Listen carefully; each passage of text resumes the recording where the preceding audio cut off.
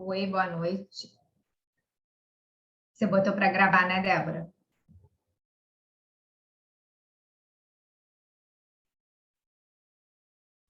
A Kézia colocou para gravar. Ah, tá.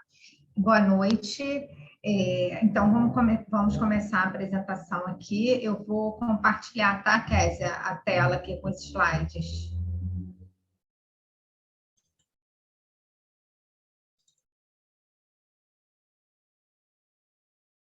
Me diz, por favor, se está aparecendo, se está certinho. Sim, está certinho. Deixa eu só, peraí, só diminuir aqui.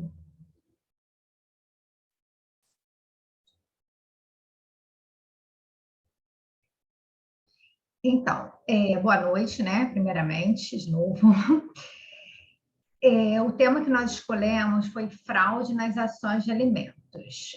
Mais especificamente, para falarmos sobre pedido, revisional e execução, não necessariamente a fraude só na execução, mas no processo de alimentos como um todo. O tema, assim, pesquisando, a gente realmente concluiu que é um tema bastante interessante, mas que existe pouca jurisprudência e pouca doutrina especializada que trata do assunto de uma forma mais aprofundada. Então, nós dividimos o trabalho em alguns tópicos e cada uma de nós vai falar um pouquinho. Nós vamos começar falando o que é fraude, depois vamos falar por que as pessoas fraudam no direito das famílias, né? Mais especificamente aí na questão dos alimentos, porque a fraude existe em outros ramos dentro do direito de família e sucessões, como, por exemplo, na partilha de bens, mas não vai ser nosso foco aqui.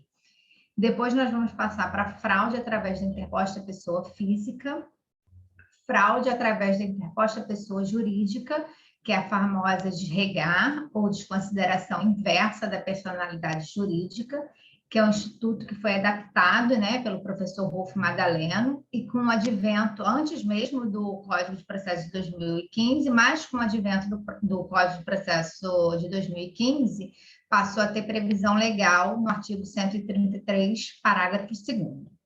Depois vamos falar da prova da fraude, depois sobre a fraude como instrumento de violência patrimonial e, por fim, as formas de combate à fraude. Então, vou dar início aqui rapidamente, fazendo uma colocação do professor Rolf Madaleno, em que ele cita a doutrina estrangeira e define a fraude como todo artifício, maquiação ou astúcia tendente a impedir ou a iludir um legítimo interesse de terceiro ou a obter um resultado contrário ao direito sobre a aparência de legalidade. Kézia, vai aparecer para você, quando alguém for entrar, vai aparecer para você também, mas não se preocupa não que eu estou controlando, tá bom? Então tá, desculpa, é que apareceu aqui, eu não sabia se era para eu clicar, não, mas então Então, voltando aqui, né, a uma definição de fraude que é citada pelo professor Rolf Madaleno, com um amparo aí na doutrina estrangeira. Também vamos falar brevemente aqui sobre por que as pessoas fraudam, né, no direito das famílias. E essa é uma pergunta que não existe uma resposta aí certa e exata, mas o que a doutrina vem afirmando é que, via de regra, a pessoa que tem como meta pessoal a fraude está emboçada na cobiça, no egoísmo, ou até mesmo motivada pela simples vingança de um relacionamento afetivo qualquer, né? Pelo fim de um relacionamento afetivo, seja ele conjugal ou pessoal. E agora eu vou passar a palavra à Luana Ribeiro, que vai falar da fraude através da interposta pessoa física. Boa noite, meu nome é Luana Ribeiro e eu vou falar sobre a fraude através da interposta pessoa física. A mensuração do valor a ser pago a título de alimentos, seja ao ex-cônjuge ou aos filhos, deve guardar conformação com o binômio necessidade do alimentado e com as possibilidades do alimentante. Nesse sentido, não demonstrado que o alimentante possui condições de arcar com o valor requerido, embora haja necessidade evidenciada, o alimentado não terá êxito na quantia pretendida. Já nas ações de execuções de alimentos, o alimentante não conseguirá executar o crédito devido. Ocorre que, vem sendo observado nas ações de alimentos que, embora o alimentado demonstre que a parte alimentante possua um alto padrão de vida, com todo conforto, comodidade e luxo, alguns alimentantes vêm se utilizando de fraude através da interposta pessoa física a fim de dificultar ou até mesmo impossibilitar a fixação do valor dos alimentos de forma justa, bem como a efetiva execução de dívidas de alimentos, a depender do caso concreto. A fraude por meio da interposta pessoa física ocorre quando o alimentante se utiliza de terceiros, sejam eles amigos, parentes, companheiros atuais ou até mesmo subalternos, que se dispõem a servir como popularmente conhecido como testas de ferro para prestarem solidariedade à fraude, emprestando seu nome voluntariamente para representar o real proprietário.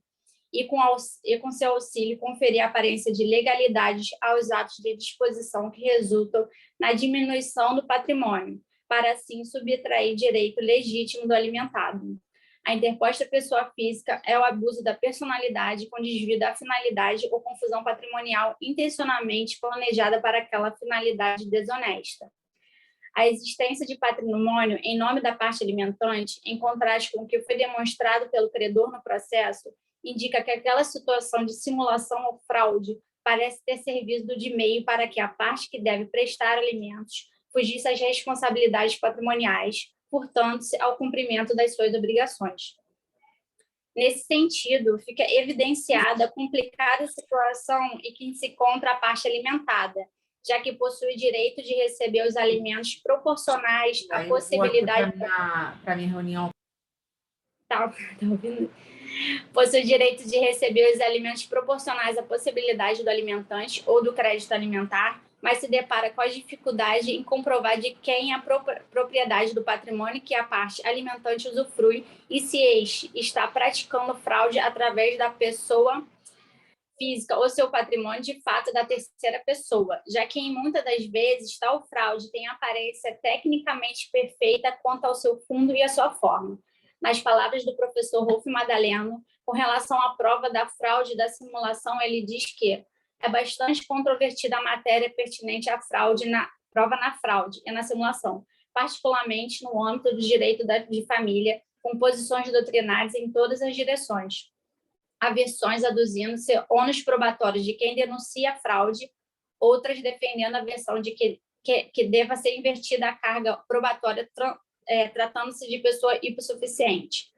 De toda forma, entendemos que, diante do quadro de disfarçável licitude, o ideal seria que, nos casos em que houver um mínimo de indícios e circunstâncias de que a parte alimentante está se utilizando de fraude através da pessoa física, já que os alimentos são considerados direito indisponível no âmbito de direito das famílias, deverá o magistrado realizar desconsideração das pessoas que fizeram parte da fraude, determinando que os efeitos patrimoniais sejam estendidos aos seus bens, utilizando por analogia a previsão no artigo 50 do Código Civil, impondo-se que os efeitos patrimoniais de obrigações do devedor alcancem os bens da interposta pessoa física, afastando-se por exceção à regra da autonomia patrimonial. Essa exceção tem por objetivo combater o abuso do direito mediante a prática de simulações e fraudes, supostamente protegidas pela autonomia patrimonial de outras pessoas, sejam jurídicas ou físicas. Entretanto, nota-se que tal ato ainda é não é uma prática muito usual pelos tribunais.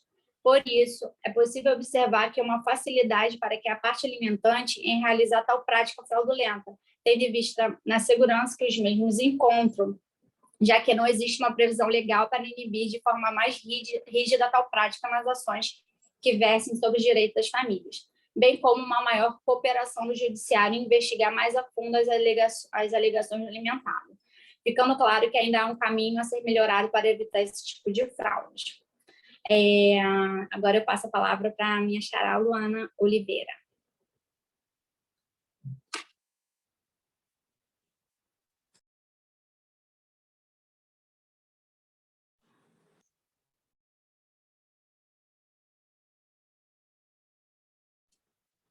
Luana, o microfone. Seu microfone Então, tá off. Perdão. Agora foi? Foi. Foi, beleza. Então vamos lá, gente. Retomando. Obrigada, Lu. Trazendo então a análise da fraude na pessoa jurídica, e antes de entrarmos no tema da desconsideração jurídica reversa ou a desregar, eu queria tratar um pouco com vocês sobre o que seria a desconsideração jurídica em si, né? E aqui eu trago 2 artigos importantes para a gente começar a sedimentar o tema, que é o artigo 49A, que foi incluído pela Lei 13.874 de 2019, que trata da autonomia patrimonial da pessoa jurídica, da sociedade, ou seja, ela se torna um instrumento lícito de alocação e segregação de riscos, né? E o artigo 52 do mesmo Código Civil, em que a pessoa jurídica e o seu corpo societário, no que couber, terão proteção dos seus direitos de personalidade de forma separada. Com base nessas 2 lições, nós lembramos, então, da aplicação do princípio da autonomia patrimonial entre os bens da sociedade e os bens dos sócios e administradores. Todos os atos da sociedade serão arcados com os bens dela, afinal, ela detém responsabilidade patrimonial para isso. Então, a princípio, os bens dos sócios eles ficariam protegidos dos efeitos dos atos da sociedade.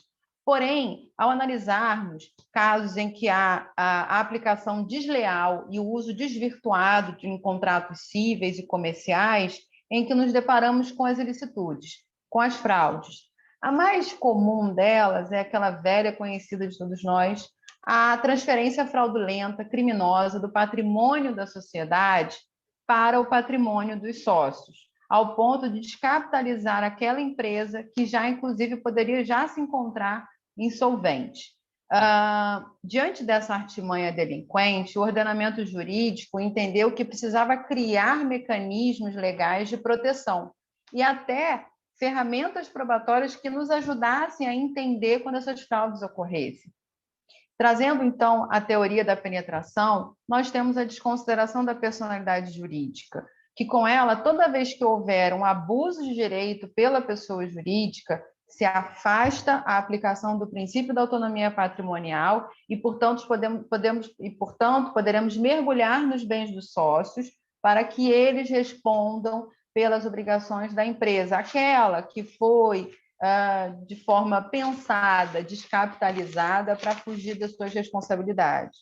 A desconsideração da pessoa jurídica, ela é uma técnica de suspensão episódica da eficácia do ato constitutivo da empresa, de modo a buscar no patrimônio dos sócios o valor devido que deveria ser arcado pela PJ, que não se torna descapitalizada.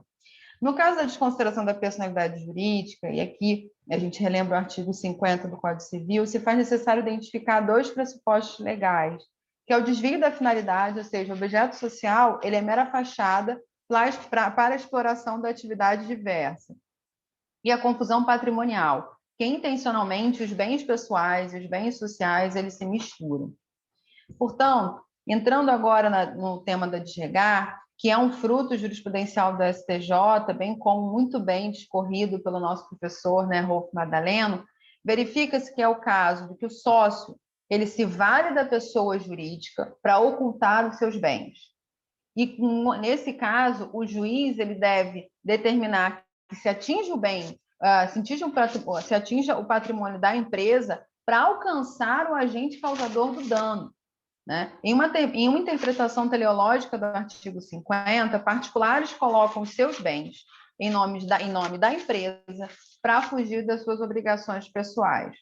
E, diante dessa confusão patrimonial, pode haver, então, a desconsideração da personalidade jurídica inversa, ou a desregar. Ou seja, estamos diante dessa confusão patrimonial que a gente precisa provar, peraí, como que essa empresa tinha um patrimônio X, passou a ter um patrimônio 2X, esse sócio que tinha um patrimônio Y, passou a ter zero patrimônio, que foi para a empresa e agora ele está descapitalizado.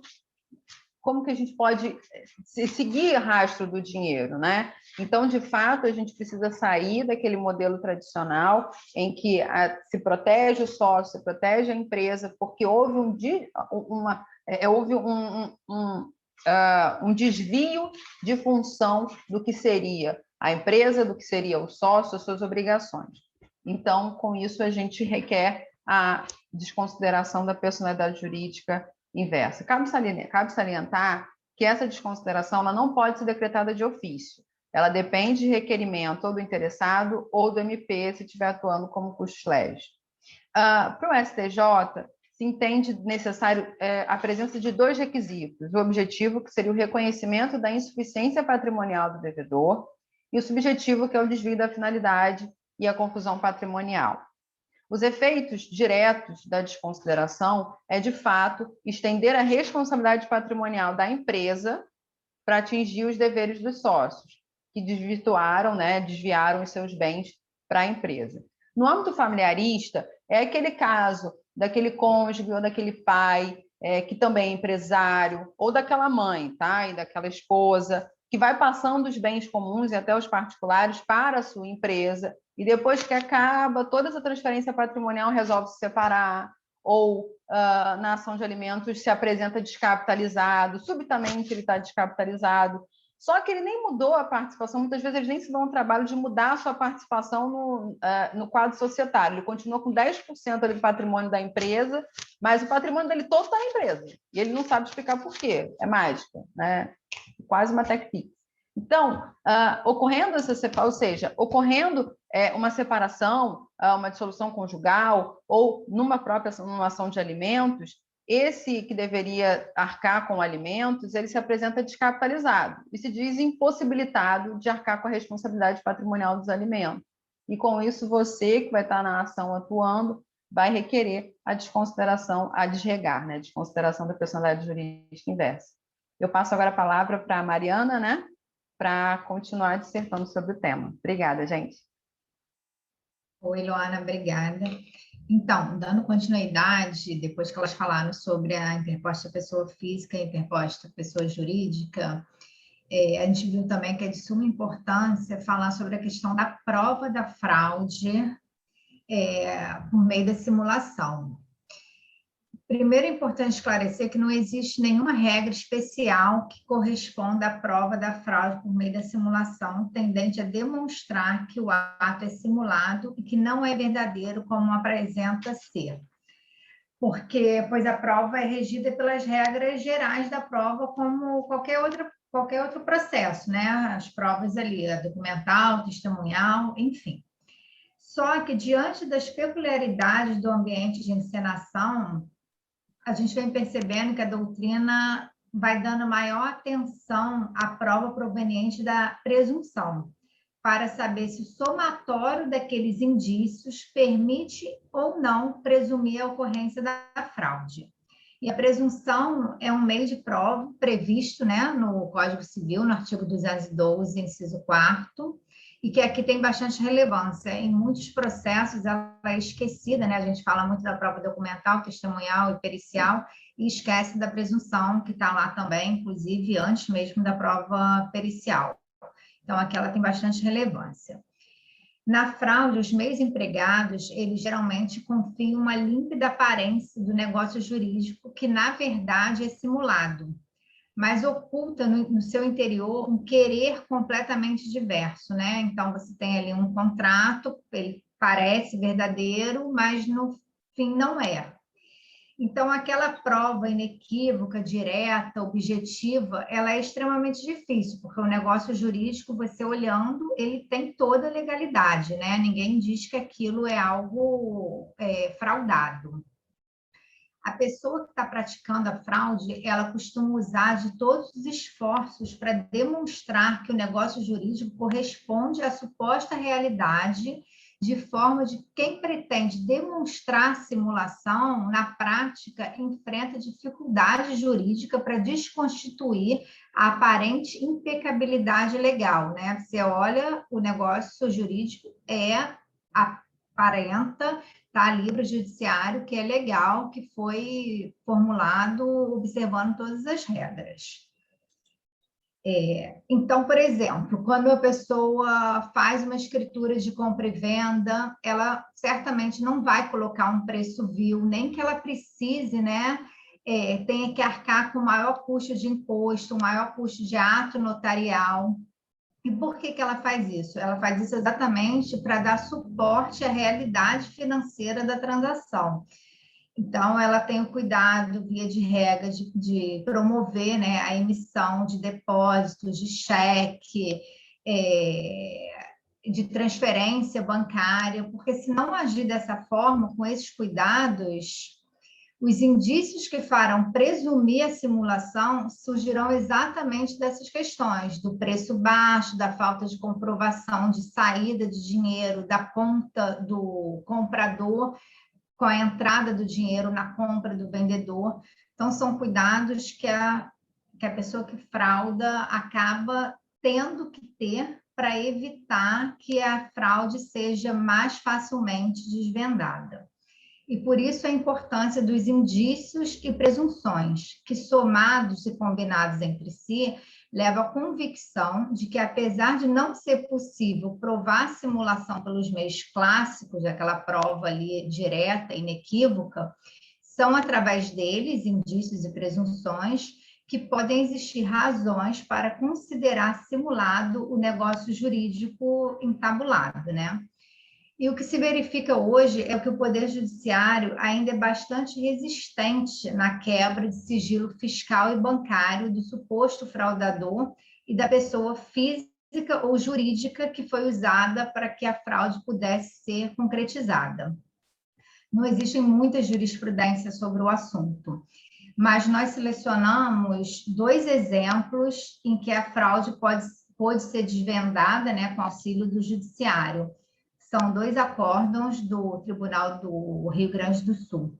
No primeiro deles, foram considerados indícios de fraude e o juiz, depois teve agravo, e o tribunal manteve, que determinaram a quebra de sigilo bancário e fiscal da mãe do devedor de alimentos. O acórdão, ele não é muito claro com relação aos indícios que convenceram o magistrado à abertura desse sigilo bancário e fiscal. Mas, você lendo com atenção, parece que o devedor de alimentos, ele tinha procuração da sua genitora para movimentar a conta dela, e também com a abertura do sigilo fiscal e bancário, ficou demonstrado que a movimentação dessa conta não correspondia à realidade financeira dessa genitora. Então, com os indícios aí que foram apresentados no processo, o judiciário permitiu a abertura, né, do sigilo bancário e fiscal de um terceiro, na qual o devedor estava ali se miscuindo da sua responsabilidade alimentar através da sua mãe, né? Ele movimentava a conta no nome dela, enfim. Mas não é uma decisão muito comum. E uma outra decisão também do Tribunal do Rio Grande do Sul, numa execução de alimentos também, foi deferida a penhora de um bem em nome da genitora do devedor de alimentos. O bem estava no nome dela, né? Então, teoricamente, não era dele. E aí, de novo, com os indícios e presunções, ficou comprovado que o bem, na verdade, embora tivesse registrado no RGI no nome da genitora do devedor, era dele. Então, assim, não tinha uma prova cabal ali, né? Ao contrário, o RGI demonstrava que o imóvel era da mãe do devedor de alimentos.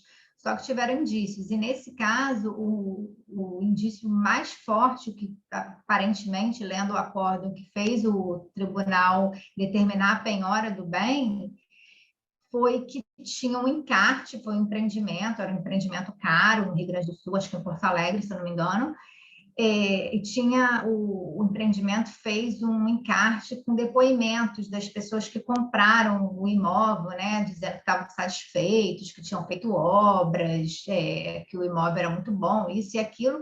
E uma das pessoas que dá uma entrevista, né, que está lá no encarte do empreendimento, é exatamente esse devedor. Então, ele se intitula proprietário do bem, diz que estava muito satisfeito com a compra, etc. e tal. e a credora, né, de alimentos, ela junta esse encarte do empreendimento e isso faz convencer o judiciário de que, embora o bem estivesse registrado no nome da genitora, na verdade era do devedor. Então, o juiz de primeiro grau determinou a penhora desse bem e o tribunal manteve a penhora para que fosse pagos os alimentos do credor. Então, a prova da fraude é uma questão bastante sensível e, sem sombra de dúvidas, precisa do auxílio do judiciário para ser desvendada, senão é impossível, porque você pegando os negócios jurídicos, você vai acreditar que aquilo ali realmente não é do devedor. Agora eu vou passar a palavra à Bárbara, que vai falar da fraude como instrumento de violência patrimonial. Oi, pessoal, boa noite. Bom, vou falar aqui um pouquinho, né, desculpa que tá com muito barulho, deixa a janela. Então, tudo que as meninas estão falando, eu vou falar um pouco sobre essa questão da violência, né, para a gente chegar nesse momento de ter efetivada a fraude, seja na partilha após o divórcio, seja na fixação dos alimentos, falsear a capacidade financeira, a gente sempre tem que observar essa questão da violência psicológica. Então, analisando essa questão pelo aspecto do artigo 7º, que são os tipos de violência que a Lei Maria da Penha apresenta para a gente vai analisar especificamente 2. Inicialmente seria o artigo inciso 2º, que fala da violência realmente psicológica, e aí eu faço particularmente uma divisão no sentido de que o fraudador, ele tem a intenção de colocar aquela pessoa, né, que vai sofrer essa fraude numa situação de debilidade econômica, através realmente de colocar a pessoa como uma pessoa extremamente vulnerável. Então, ela vai começar a atacar a autoestima daquela pessoa, ela vai acreditar que ela não é capaz de participar das tomadas de decisões financeiras daquele casal, ela vai sendo cada vez mais colocada numa situação de vulnerabilidade, acreditando que ela não tem capacidade de estar participando das decisões. Isso de uma forma através, né, sempre começando pela violência psicológica, para depois, mais à frente, ir para a violência patrimonial como segundo plano, nesse primeiro momento. Ou então, esse agressor, né, que é o agressor pela visão da lei da 11.340, ele também pode fazer isso, só que de uma forma um pouco mais velada. Na verdade, ele transforma tudo como se fosse um posicionamento de um cuidado excessivo, de um tratamento carinhoso, colocando essa mulher, que normalmente está nessa situação, mas a gente sabe que não é sempre, mas numa situação de vulnerabilidade, porém mascarada de um excesso de carinho, de cuidado. Então, é aquela mulher que não precisa se preocupar com a administração dos bens, para tomar conta dos filhos, que essa administração, essa parte chata, né, burocrática, vai ser feita com todo amor e cuidado por esse fraudador. Então, nesse momento, também essa pessoa passa suas senhas, passa a não se preocupar e confiar, né? O excesso de confiança é realmente entregar para o fraudador todas as decisões, as tomadas de decisões, e aí sim a gente passa para essa segunda fase, que seria a efetiva violência patrimonial, que é quando ocorre, né, as fraudes propriamente ditas, como os colegas mencionaram anteriormente.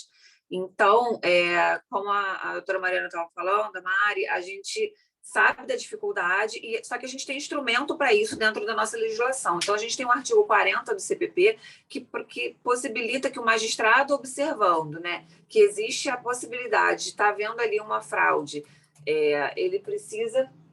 Interrompida, gente, um segundo. Só um açúcar. Tá, eu vou terminar. Desculpa, gente. Tinha que ser, né, comigo. E aí, então, dá a possibilidade do magistrado, verificando indícios de fraude, dele encaminhar, extrair cópias para o Ministério Público, apurar realmente se há esse crime. A gente não pode esquecer que o artigo 244, né, do Código Penal, ele prevê o crime de abandono material, né, para quem deixa de pagar os alimentos, está fraudando aí para poder, de alguma forma, não passar para os alimentados os valores que deveria estar passando, né, ocultando a sua real capacidade econômica. Depois a gente também tem, ainda falando da Lei 11.340, a questão do artigo 24, gente, desculpa. O artigo 24, ele elenca possibilidades de ações quando se verifica. Então, isso é uma coisa que o advogado ele tem que começar a colocar em prática. Então, observada toda essa probabilidade de fraude, colocar através da lei, né, da Maria da Penha, as ações práticas para a gente conseguir efetivar. Então, no próprio artigo 24, vem ali a possibilidade do magistrado tomar atitudes para poder evitar essa fraude já de início, né? Restituição dos bens, proibição temporária de celebração de contrato, suspensão da procuração conferida pelo ofendido ao agressor. Então, a gente tem essas situações, inclusive em todas as demandas que, ainda que não haja criança, havendo situação de violência doméstica, o Ministério Público vai atuar e a gente tem que começar a clamar, pedir mais nessas atuações, porque ainda há uma resistência ainda muito grande. Pelo menos eu percebo isso na minha atuação. E aí eu queria finalizar só com alguns aspectos que o professor Rufo Madaleno fala sobre. Ele tem um capítulo específico no livro dele de fraude. Ele fala da questão do princípio, né, do enriquecimento ilícito, que ele não acredita, que ele não é lícito a ele que alguém tenha um acréscimo no seu patrimônio sem que a outra pessoa tenha tido uma contraprestação para que tenha havido esse acréscimo, né? Então ele afirma também que a violência patrimonial geralmente é uma violência muito silenciosa, como eu falei, coloca a mulher numa situação de debilidade econômica, e era mais ou menos isso que eu queria falar. Então, são os aspectos da questão da mulher como vulnerável nessa situação, uma situação de debilidade econômica, que começa aí numa forma premeditada, sim, através da violência psicológica, para, no segundo plano, efetivamente chegar nas formas efetivas de fraude, seja para pagamento de alimentos, seja para fraude da partilha, através da violência patrimonial. Então, essa é a minha apresentação. Agora, Mari, eu passo para... Oi, Bárbara, obrigada. Agora é para a Thaís. Para a Thaís. Acabei de achar. Oi, gente, boa noite. Meu nome é Thaís. Eu vou, depois de tudo que foi dito, como é que a gente faz para evitar a fraude, né? Como bem elucidado pelas minhas colegas, a fraude... Vocês estão ouvindo? Estamos de prontidão. Alô? Vocês estão me ouvindo? Pode ir, Thaís, tinha áudio aberto, deixei. Então, vou voltar um pouquinho. Como evitar a fraude, né? Depois de tudo que foi dito, né? As formas como fraudam, tudo certinho. Como bem elucidado pelas minhas colegas, a fraude, infelizmente, é uma realidade nas ações de alimentos em geral, né? No cotidiano. E visando evitá-las, como é que a gente pode fazer? Adotando certas medidas, né? Previamente, algumas iniciativas para salvaguardar os interesses do alimentado, né? Tal qual, vou dar um exemplo aqui, a pesquisa prévia de bens em nome do alimentante, e gravando, né? Gravando esse bem sempre que possível. Na interposta pessoa física, embora a controvérsia já levantada sobre a questão da fraude, né? Quem prova a efetiva fraude, a doutrina já traz a equiparação às pessoas jurídicas e defende que, tendo indícios de fraude, compete ao magistrado, tá? E mais uma vez a necessidade da justiça intervir, né? Compete ao magistrado determinar a desconsideração da pessoa física, de quem supostamente participou do ato fraudulento, para que sim o bem retome aquele patrimônio do alimentante para fins de apuração de sua real condição econômico-financeira. Por fim, para evitar a fraude na interposta pessoa jurídica, como bem levantado, ideal que se faça pesquisa patrimonial daquela pessoa jurídica, a fim de se verificar a existência de uma recente aquisição, né, uma recente, entre aspas, aquisição imobiliária e sua procedência, para verificar se é uma possível simulação de aquisição realizada por parte do alimentante. Constatado efetivo indício de fraude, cumprirá a parte interessada, né, o direcionamento daquele pleito de desconsideração inversa da pessoa jurídica como ferramenta para desvendar a verdadeira possibilidade financeira desse alimentante, sempre utilizando-se como base a teoria da aparência, com respaldo na Lei de Alimentos e no Código de Processo Civil. Sendo assim, agora volto a palavra para a minha colega Mariana Castrupo para encerrar a nossa apresentação. Obrigada, Thaís. Então, assim, para a gente concluir, o que a gente percebeu com o estudo, né, desse assunto é que nós ainda temos um longo caminho a ser construído aí junto ao judiciário, e como a própria Bárbara falou, não só do judiciário, mas uma atuação mesmo dos advogados, né, nessa matéria, porque também para o judiciário se manifestar, nós, advogados, também temos que levar o assunto até as varas, né, de família, e devemos buscar mecanismos. Hoje, um bom instrumento é o incidente, né, da desconsideração da pessoa jurídica ou da pessoa física, ou outros mecanismos aí que a Bárbara citou dentro da Lei Maria da Penha, para que os magistrados estejam mais abertos na formação da sua convicção, acatando todos os meios admissíveis de provas, né, sem limitações, incluindo aí os indícios e as presunções, que não são provas tão corriqueiras, a gente não vê aí toda e qualquer demanda, e, se preciso, para melhorar, para poder apurar, né, realmente, através desses indícios e presunções, apurar realmente a existência de fraude. Porque somente com a compreensão e o auxílio do judiciário na pesquisa da verdade é que teremos instrumentos mesmos aí para combater as situações fraudulentas com o fito de prejudicar os credores de alimentos. Então, assim, eu queria agradecer em nome do grupo todo o trabalho que nós fizemos, espero que tenha sido claro, realmente é um tema bastante instigante, mas que não tem ainda uma doutrina, né? A gente tem aí o livro do professor Rufo Madaleno, que eu acho que não sei se tem outros, mas hoje me parece o livro mais aprofundado sobre o assunto, tem alguns artigos na internet também, mas não é um tema assim tão corriqueiro. Espero que a gente tenha clareado aí e ajudado um pouquinho. Obrigada. Mariana, eu gostei demais, e eu estava aqui pensando, que tem umas coisas, né, que a gente não está acostumado muito a ver, mas existe muito. Só que as pessoas, elas têm, primeiro que elas têm medo, né, eu acho que de levar ao judiciário, né? Kézia, e quando a gente pede, eu vejo muitos juízes, assim, que olham para a gente como se a gente estivesse pedindo uma aberração jurídica. Uma aberração, isso aí. É uma coisa meio entende? doida. Assim, muito doido.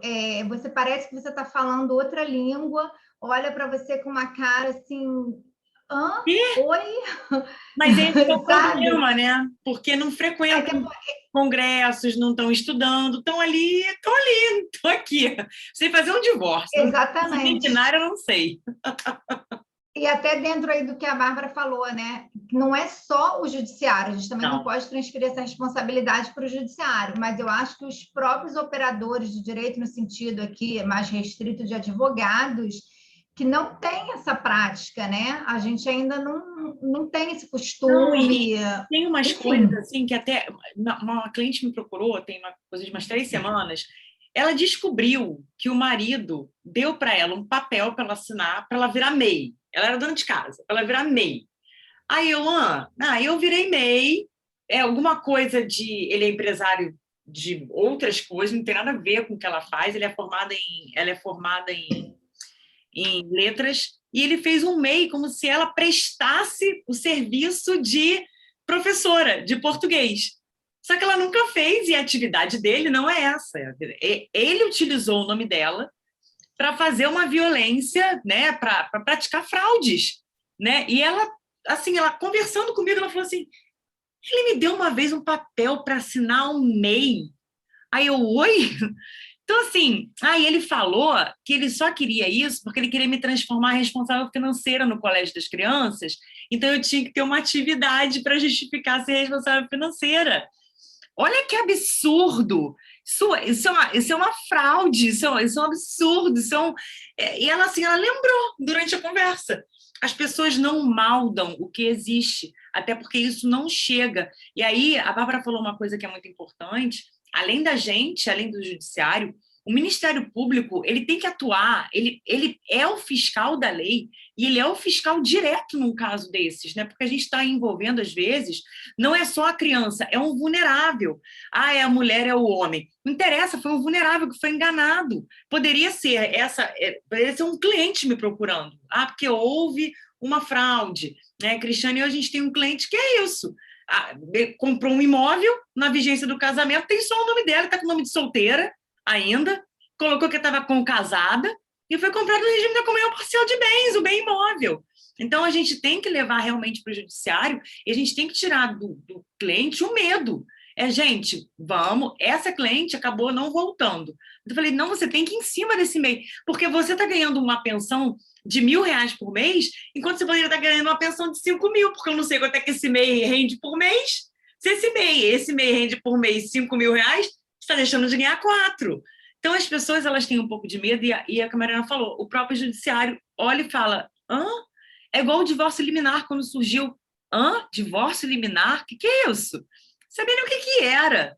mas não sabe porque não estuda, entendeu? Então, isso é muito bacana, né? A gente discutir. Gostei demais da apresentação, achei o tema super pertinente, assim, o tema alimentos é um tema, eu acho, dentro do direito de família, ele é o mais delicado, porque ele envolve dinheiro e envolve sentimento. Então, são duas coisas muito delicadas, né, de se mexer e de se tocar. Mas parabéns para o grupo. E muitas vezes você vê as pessoas querendo compensar, né? Já que não tem dinheiro, então também não quer que o outro tenha o sentimento. E é difícil fazer o leigo no sentido daquela pessoa que não é do ramo, né, do direito, um cliente, entender que uma coisa tem que ser desvencilhada da outra. Então, eu acho que é bastante sensível, sim, como você falou, essa questão aí dos alimentos. Sim, sim. Posso falar? Desculpa, Léo. Primeiro, parabenizar o grupo, não só o artigo, a apresentação muito boa. Tem uma coisa interessante, que tem um número muito grande de empresas brasileiras que são empresas familiares, e acontece muito a questão da confusão patrimonial, nem é pela fraude, nem pela má-fé, mas é a falta de organização. Não só a holding, às vezes empresa pequena que tem uma atividade, que está ali o cara com um primo, o cara, né, o marido, o ex-marido com alguém, ou aquele pai com alguém, mas por uma questão de desorganização, aquela administração familiar que não tem um bom contador, que não tem um bom advogado, aquela coisa. Abre a gaveta, tem dinheiro, paga, não tem, não paga, o cara vai tocando. A grande realidade das empresas brasileiras é essa.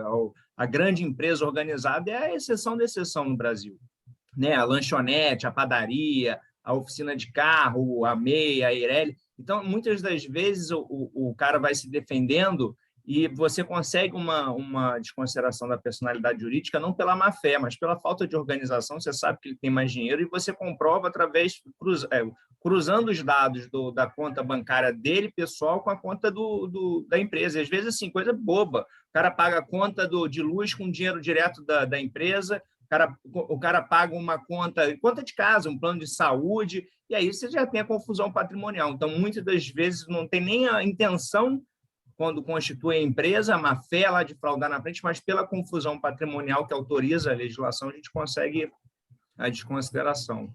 Só esse adendo. Então, parabéns. Leonardo, mas sabe o que eu vejo na minha prática? Isso que você falou, às vezes a gente vê ali em vara empresarial, enfim, eu não trabalho muito nessa área empresarial. Mas no direito de família, eu vejo difícil os magistrados quererem abrir um sigilo de terceiro, sabe? Da mãe, da atual namorada, da atual esposa, mas eu digo do pai, assim, do por amigo. exemplo, eu tenho um cliente o meu cliente ele tem uma empresa, tá? Um caso desse que é clássico, uma empresa ele toca, só que ele paga contas dele com o dinheiro da empresa. Contas assim, de luz, é falta de organização mesmo, é o jeitinho brasileiro. Sim. Não era má fé quando ele começou. Então, ele paga, às vezes, um mês no aluguel, ele paga direto da conta da empresa, o cartão de crédito que é da empresa, ele bota uma gasolina para viajar, paga uma passagem de avião. E aí, hoje, a gente tem, eu defendo ele, né, dentro do limite legal, ele tem uma ação de alimentos, sofre uma ação de alimentos, e aí tem aquela discussão do valor que ele recebe, não recebe quando é empresário, quando não tem vínculo, a gente sabe a dificuldade. Mas se eu estou pela outra parte, eu pediria uma desconsideração aí pela confusão patrimonial, que é fácil você cruzar os dados. É ele mesmo o sócio, entendeu? Só que eu estou defendendo ele, mas se eu estou do outro lado ali, se eu estou do outro lado, eu peço a desconsideração, eu peço para os dados que eu poderia comprovar essa confusão patrimonial, eu iria pedir uma desconsideração. É nesse sentido que eu quis dizer, né? Porque vocês falam da questão da má-fé e da fraude, mas também tem a questão da desorganização. Tem. E assim, eu trago até uma experiência minha, né? Minha mãe é representante comercial há quase 30 anos. Assim que eu fiz 18 anos, ela mudou o quadro societário, ela era sócia da minha madrinha, enfim, que faleceu, e assim que eu fiz 18 anos, eu entrei como sócia dela, enfim, minha mãe me criou sozinha, aquela coisa toda, e ela tocava a empresa, eu não fazia ideia. E quando eu me formei, eu contribuo na parte de representação comercial também, e ela, para você ter uma ideia, eu não sabia eu não tinha contato com o contador, era uma escolha dela, era um contador que acompanhava desde lá do início, etc., só que ela não confiava no contador, então ela que pagava os impostos, só que muitas vezes ela esquecia. Enfim, a gente recebeu uma intimação, a Prefeitura de São Gonçalo, que a empresa tinha sede em São Gonçalo, tinha pedido a desconsideração da personalidade jurídica por dívidas tributárias, e aí eu comecei a mexer. Eu falei, não, peraí, o que está acontecendo? E era uma confusão realmente patrimonial. A minha mãe pagava, a empresa terminava no vermelho do mês, aí ela pegava a aposentadoria dela, jogava na empresa e pagava a conta da empresa com a conta dela. Eu lembro que eu fiquei uma semana para entender como funcionava, e nem o contador sabia. Eu falei, isso aqui é um samba de maluco, não tem começo, não tem lé com cré. E, de fato, uma empresa familiar, mãe e filha, eu tocando a parte de advocacia, estava lá no quadro, ajudava no que podia, e a minha mãe fazendo exatamente isso. Eu pego aqui, jogo ali, e ela, não, mas a empresa sou eu sou a empresa. Muitas vezes, a empresa familiar é isso, não, mas a empresa sou eu. Então, esse dinheiro não é da empresa, esse dinheiro é meu. E você tem que, de fato, ressignificar. Fala, não, querido, calma aí. A empresa começa e termina aqui, você começa e termina aqui. São coisas separadas, senão daqui a pouco a tua casa está respondendo por isso. Já pensou nisso? Luana, uma vez eu tomei uma penhora online na minha conta do escritório, porque meus pais tinham uma instituição de ensino, que ainda bem que não tem mais. Eu tomei uma penhora online na conta do escritório com dinheiro de cliente, de mandado de pagamento, tive que despachar com a juíza para dizer que era verba alimentar, que mesma coisa, fiz 18 anos, me colocaram na empresa, não atuava na administração, confusão patrimonial, a sorte que eu consegui liberar o valor, comprovar que o dinheiro era do escritório, enfim. Mas é falta de organização do brasileiro. Exatamente. Mas uma coisa que eu queria falar também é que eu sinto que dificulta demais essa atuação é a falta de capacidade dos magistrados de entender de empresarial. Eles não sabem, então é ruim para aquela pessoa que quer comprovar que está havendo fraude, e é ruim para aquela pessoa que está correta e não consegue. Porque os juízes, eles, cara, eu acho muito surreal, mas muitos juízes de várias famílias, eles não sabem nem o que significa uma holding. Então, só o fato de constituir uma holding também é fraude. Todo mundo acha que é fraude. Não, e assim, então, Bárbara, não sabem e não têm a humildade de querer entender, assim, de você explicar. Não, doutora, mas isso aí... E nem despachar, despacha. Então, assim, é difícil. Exatamente. E assim, aí é isso que eu estou te falando. Você fala... Desculpa, deu um delay aqui. Você falando uma aberração jurídica e aí você olha para a sua cara assim, se você estivesse falando uma coisa de outro mundo...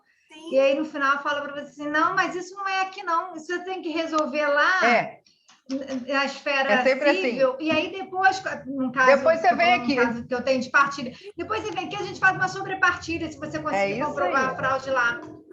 Aí você fala assim, oi, mas a pessoa é vulnerável, você vai mover a máquina no judiciário, vai abrir um processo civil, uma coisa que você poderia estar no incidente aqui na vara de família, não sei o quê. Não, mas aqui não é minha competência, não. Você resolve lá, qualquer coisa você faz uma sobrepartilha aqui. Não então, querem receber nem inicial com pedido acumulado, quanto mais isso. E como o Léo falou... Eu vejo as muito isso na prática, sabe? Eu acho que foi exatamente isso que a Bárbara falou. O próprio judiciário tem a questão do advogado, que ainda pede pouco, mas o judiciário também não te ajuda muito. Então, eu acho que é um assunto que tem que ser debatido mesmo. Eu acho que a gente tem que levar muito para o tribunal. Esse delay estou te cortando toda hora, Mari. Que isso, imagina. Quando você dá uma pausa, eu começo a falar e você ainda não terminou. Desculpa. Não acabei, pode falar. Mas eu acho também que o advogado tem muito medo de recorrer. E eu sempre falo muito com os colegas assim, gente, tem que recorrer. O tribunal ainda é um pouquinho mais inteligente, eu acho, que os magistrados. É um pouquinho mais, sei lá, não sei, na minha visão, eu acho que eu sou mais de agravar mesmo, de ficar levando as decisões. E como o Léo estava falando, as empresas familiares também saem perdendo por conta dessa falta de conhecimento, porque muitas vezes eles têm todos os documentos, mas pelo fato de ser empresa familiar, eles têm que fazer o que não é possível para provar que não tem uma fraude ali. Simplesmente. Então, aí fica mais difícil até. Às vezes eu falo, cara, o cliente, era melhor que você não tivesse uma empresa familiar, porque o juiz já acha que só porque é familiar que você também está fraudando tudo. O cara não sabe nem o que é uma holding, não sabe o que é um... Aí, ó, é pro ruim para os dois.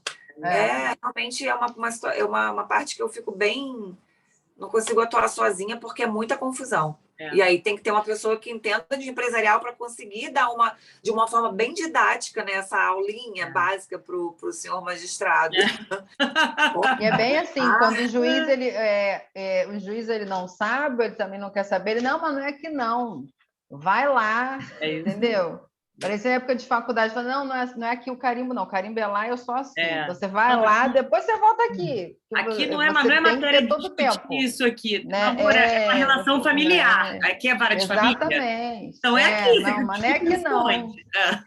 Isso aí. Não, mas é empresa. É lá. E fica com um monte de processo. Tem câmara, né? Especializada. Para começar. É um outro problema que a gente tem, né? As câmaras especializadas. Você vai lá para a Câmara Civil, que está discutindo inventário, alimentos, posse, acidente de carro, erro médico, tudo na mesma sessão de julgamento. O cara vai do novo. É o pupurri da vida civil. Você fala, caraca. Não, você fica até se questionando, como que esse desembargador se encontra? Como é que ele está falando de uma coisa, ele está falando de carro, agora está falando. Eu ficaria louca. Eu também. Eu ia ficar muito louca.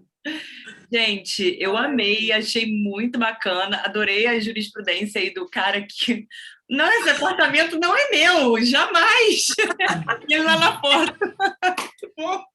O encarte o acórdão fala, né? Acho que a palavra não é nem encarte, eu falei encarte, mas o folder, o folder do empreendimento, divulgando, né, para as pessoas. Cara, deve ter. Imagina o juiz olhando isso, fala, imagina uma pessoa aí que o cara lá, estou muito satisfeito, o apartamento é maravilhoso, contratei arquiteto, sei lá das contas, para fazer a obra, não sei o quê, e embaixo o cara falando, relato do cara. Assim, sabe? Gente, então é isso. Sensacional, né? Sensacional. É raro, mas prova ali material, negócio jurídico, realmente estava no nome da mãe dele, né? Essa jurisprudência achei bastante interessante. Muito bom. Gente, obrigada, tá? Adorei o tema. Se vocês quiserem depois passar o slide lá no grupo, fiquem à vontade. Eu vou tá gravando. Eu vou tentar colocar até domingo lá no YouTube e divulgar, tá bom? Kézia, posso falar um minutinho só?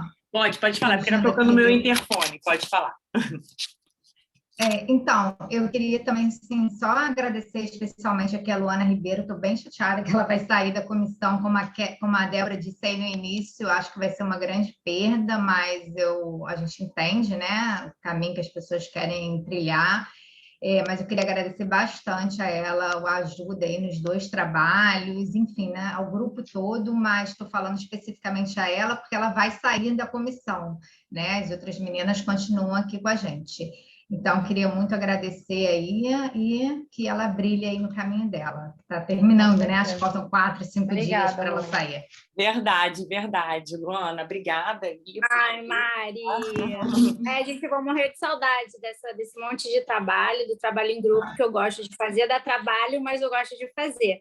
E foi uma honra ficar nesses 2 anos. Eu tive a oportunidade de conhecer a maioria, né, pessoalmente. A gente participou de várias coisas legais, né? Quando era presencial, eu consegui ainda aproveitar. Peguei a presidência da Cristina, da Rafa e da Kézia, foi muito legal. E quem sabe um dia, né, eu volte, mas eu estou muito satisfeita com esse período com vocês, tá? Isso aí, brilha sempre. Então, valeu, gente. Obrigada por tudo. Tchau, gente. Boa noite. Tchau, pessoal.